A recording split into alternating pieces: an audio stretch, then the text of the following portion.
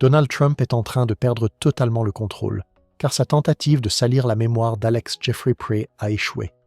Après l'assassinat brutal de ce dernier à Minneapolis par des agents de la police des frontières, le régime Trump a activé toute sa machine de propagande pour réécrire l'histoire. Alex Prey n'était pas un criminel. Il tentait simplement de protéger une manifestante violemment agressée au spray au poivre. Les images sont claires. Les agents le plaquent, l'aspergent, le frappent avec leurs armes, puis l'abattent. Ensuite, Trump et ses alliés ont osé prétendre qu'il brandissait une arme et qu'il projetait un massacre, ce qui est totalement faux. Ces mensonges ont été rapidement démasqués. Pourtant, Trump a envoyé ses soutiens politiques, au Congrès comme dans les médias, pour justifier l'injustifiable. Ils ont même affirmé que toute personne se rendant légalement armée à une manifestation mériterait d'être tuée par la police des frontières ou l'ICE. Mais cette fois, la réaction a été massive.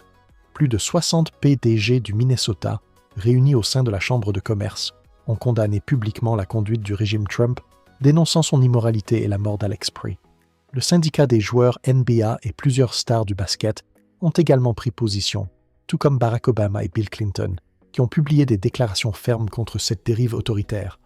À la Maison-Blanche, c'est la panique. La cote de Trump chute encore, y compris sur son terrain favori, l'immigration.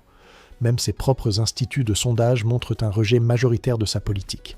Le gouverneur du Minnesota, Tim Walz, a résumé la situation avec justesse. Ce n'est plus un débat politique, c'est une question de morale.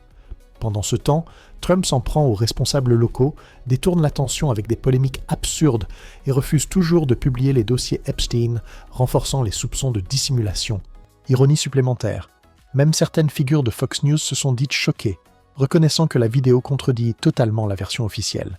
Des groupes pro-deuxième amendement ont eux aussi dénoncé l'hypocrisie du régime. Alex Prey portait légalement une arme, ne la brandissait pas et a pourtant été exécuté.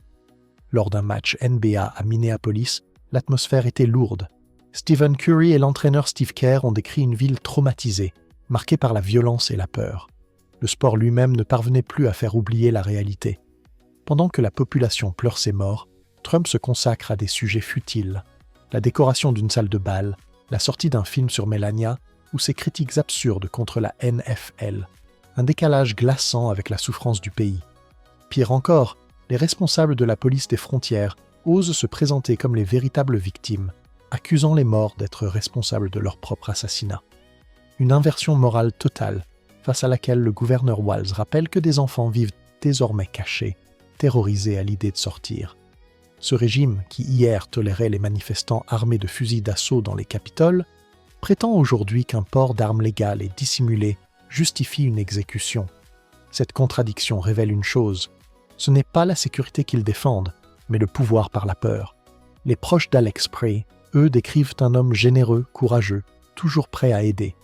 Un homme abattu alors qu'il faisait précisément ce qu'une société juste devrait encourager, protéger les autres.